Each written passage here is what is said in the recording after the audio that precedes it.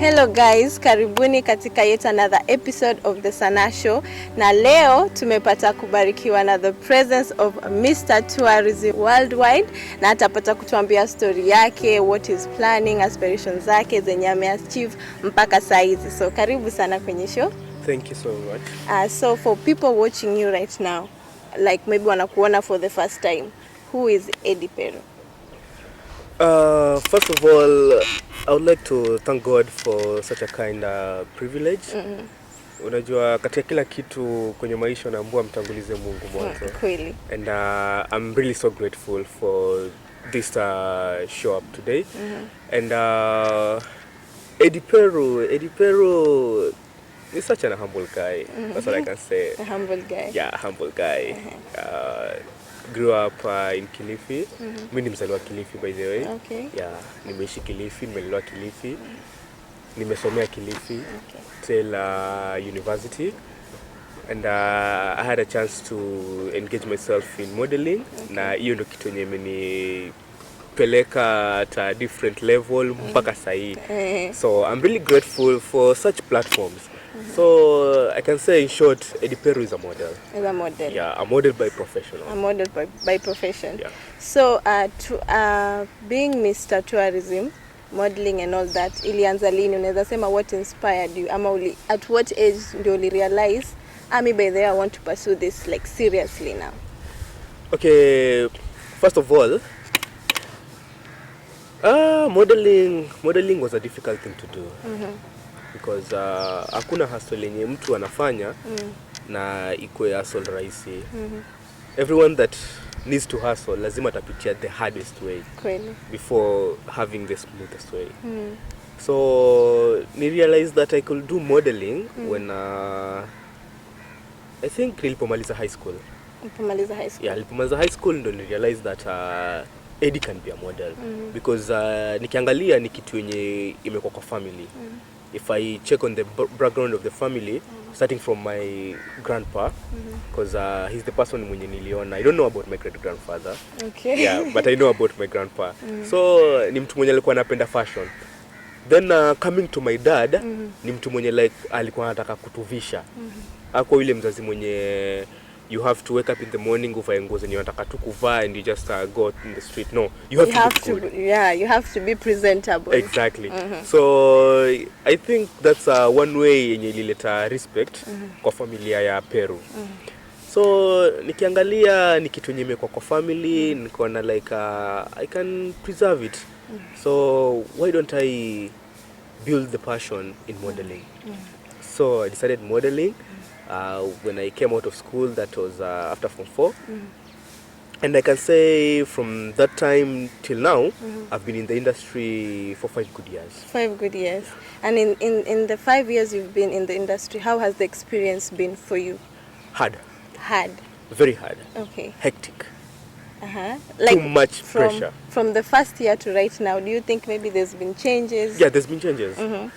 Nikiangalia from the first year nikianza modeling, basically my parents were not on to it. Oh. We had a fight. I remember having fight with my mother. This is not a career. This is not a career.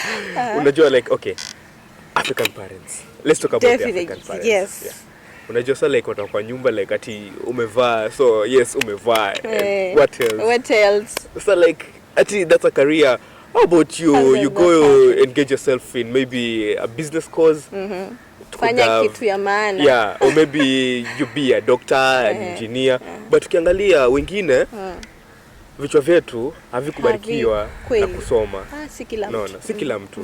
So siwezi jeka kwa situation yenye like ati I want to be engineer, yet I have something inawezafanya. Kweli. Unaona? Sasa nikiangalia my mom hakuwa anataka nifanye modeling. Alikuwa against it. Against it. In all possible ways. My dad in the beginning pia na ilikuwa tu hivyo. So I didn't have anyone to back me up. So I was all by myself. When in kind of like familia ishakwambia watakufanya hivi, sawa. Nenda ufanye. Tumekuachia. So napata like enyewe I have to listen to them. So nikamua okay, let me go to university do what they want me to do, because they wanted me to do human resource management. Okay. So nikasema acha tunifanye just human resource, acha tunifanye. But behind it nilikuwa na engage na modeling stuff. Modeling stuff. Ukiwa tu shule bado. Nika tu shule. And they didn't know.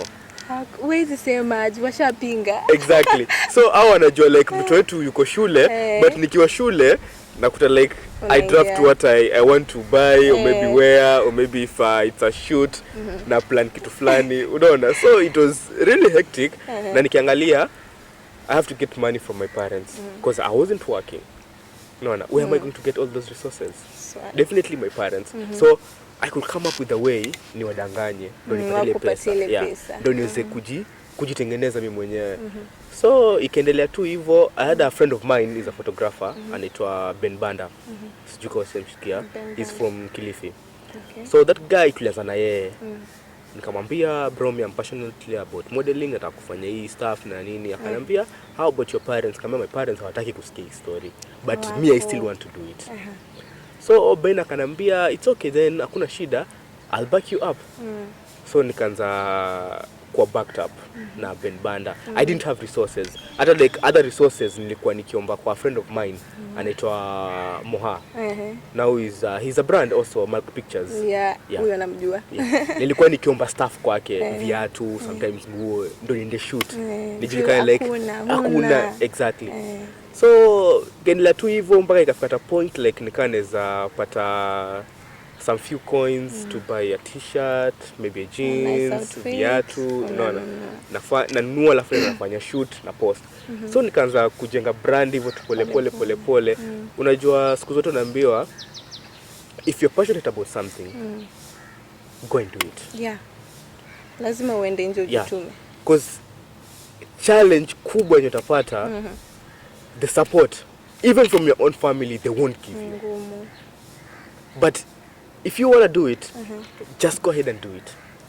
Because it's something that at the end of the day, when unajua, if it's going to benefit you or not. So you have to do for as long as it's good for yourself. Na sasa wazazi wameikubali. Right now my parents are fine because at the end of the day, nikiangalia, I'm making money out of it. Na wanaona awards. Na wanaona awards like imagine in the family whereby a mom and a dad walikuwa wanapinga mimi kufanya modeling. And at the end of the day, wanakuja wanapata like this same family, they're having a son who is a brand ambassador of tourism. A son who is the Mr. Tourism Worldwide Kenya and be the first Mr. Tourism. But this is the first time. When do I kwanza kuchukua your title? Mimi ndo kwanza kuchukua your title. The pressure. Siwezi imagine. So like unapata like ile like the family like wow. I'm proud of you son. Like you're doing great because it's something like they told me no, but I said yes. Yeah, you pushed yourself. Yeah. Because I have to. This is for me. I have to do it because I've always been in the stand where I go with Barack Obama say, yes we can. Yes we can. And you can. Of course I can. If someone can do it better, then I can do it better than him or her. Sure. So why not do it? Yeah. Now you're doing it for yourself. Exactly. So the first time you had to walk on a runway, how was that experience? How was that feeling? I don't want to remember. Please do. Please do. We want to hear it. Please do. The very first time you had to walk on a runway, how did that feel? I remember that day, my first runway that I engaged myself with. But then it was, okay, I was frightened. Definitely. But it's the first runway that added blessing on my side. Okay. Yeah. Because the first runway I stepped on, it was me contesting for Mr. Culture, Kilifi County. Oh. So I was like, how am I going to do this? I don't know how to walk. I don't have a friend maybe who knows how to model, maybe who can coach me. Yeah. And I'm like, okay. But it's something that my friends have been telling me, like, go for it, bro. If you want to do it, go for it. So I'm like, how am I going to do this? How is going to, like, okay, yes, I'm going to do it, but what's going to be the outcome? Need it to happen after this. Yeah, like I'm looking at the shows on YouTube, like Mr. World, Mr. Environment, like those people are walking like in front of a crowd of million of people. Yeah, and you're the center of it all. Exactly. And I'm like, okay, I'm just a normal person. How am I going to do this? Like, God, how am I going to do this? And I was like, okay, let me just give it a trial. So nikaingia YouTube, nikatafuta hizo walk poses nini, nikalearn hapo. It was like in 2 weeks time. So nikajifundisha and nikasema like let me go give it a trial. Okay. So I did it. It was hosted at Mnarani. So I went to give it a trial, and unfortunately, surprising thing, my parents didn't know about it. Okay. Yeah. Bado kulikuwa na hiyo story ya No. Kulikuwa na hiyo story ya no. So nikasema let me just go try it. So my friends took me there. Nikaingia kwa runway. I did what I had to do according to my skills and all that. But who is God? I was competing with people who could walk better. People who I wouldn't want to say they were good in the industry, but the people wenye walikuwa wameanza kufanya kitu. So surprisingly, the judges crowned me as the Mr. Culture Kilifi County. No, I was like, wow. So kumbe I can do this. Yeah. I can really do this. So like capturing the image, surprisingly, have been the first Mr. Culture Kilifi County. Wow. Yeah. Okay. That is interesting. We are learning so many things about you, Leo. So I can say, like life is a blessing when you have things to count on, or when you have people to count on. Sometimes you feel like you can do everything alone, but sometimes you feel like you need people to work with, people who can really uplift you. Yeah. Now, Mr. Tourism Kenya, what responsibilities does your title come with? Okay. As the Mr. Tourism Kenya, I have a lot of responsibilities because they say leadership come with responsibilities. Definitely. That's a say from Nelson Mandela. Nelson Mandela used to say leadership, being a leader, you have to lead people in a better perspective and perspective. So you have to stand out wise. Yeah. To lead your people or to guide them, because you have generation after generation. If you become a leader today, then know that there are people who are walking on your footprints. So if you're going to be a leader and you're going to be a hooligan, then the generation that is coming after you, they will never change. True. Because they're following after you. They're walking on your footsteps. So whatever you're leaving behind is what they're going to carry. To follow, yeah. So me being the first Mr. Tourism, I have a lot to do. Because I remember my manager told me, Eddie, you now have the title, Mr. Tourism Kenya. You're the first Mr. Tourism The Kenya. first one ever. So it's either for you to build the brand or kill it. True. But me being on my position, I'm like, I've been able to conquer a lot. How am I going to do it this time? So what I do, I always talk to my God. Okay. God, you're the one who you choose leaders. And you've chosen me as a leader to represent Kenya in the tourism department. How am I going to do this? Because I have a lot to do. Being Mr. Tourism, I have to make sure like the tourism department is running on good. I have to make sure like every project that I'm supposed to do, basically or majority it has to market the tourism department. So you work hand in hand with the tourism department? Yeah, I work hand in hand with the tourism department of Nairobi because they're the people who recognized me first. Yeah, even before Kilifi County. But one thing people say, charity begins at home. Definitely. So according to me, I had to make sure like since I took the title while I was in Nairobi, why not Nairobi County get a hold of me first before going back home? Okay. So I had to talk with the leaders there, the CEO, the Directorate of Tourism, KTB, that's Kenya Tourism Board, and some others directors. So we had a meeting, we talked and all that, and everything was on table, and they were ready to help me. So bringing back to Kilifi County, I've been having a very difficult time working with the tourism department of Kilifi County. Okay. It has been really hectic. Like they're not recognizing you, what exactly is the problem? Yeah, the first problem is recognition. I try my best. You know, they can't sell me out. It's for me to sell myself out. True. So if I can go to the office and talk to them, like tell them like it's A, B, C, D. Unajua, like if you are my mother, let's take it as an example. If you are my mother, then you see me as a leader. You will want to showcase me to your friends. Definitely. And Like, push you to yeah. achieve more. Yeah, my son is doing ABCD. Yeah. My son has been doing ABCD. As a proud mother. Yeah. Definitely. Why not Kilifi County? Okay. So hapo kuna shida. Yeah. Mimi ni Mr. Tourism Kenya. But where am I coming from? Kilifi. Kilifi. Na nyumbani hawajakukubali. Exactly. So do I have to work as a foreign or do I have to work as a citizen? It's a big question. And that's the question I want to pose to the people who are watching today. I'm asking them, like, you guys, do you want me to work as a foreigner or do you want me to work as a citizen of Kenya?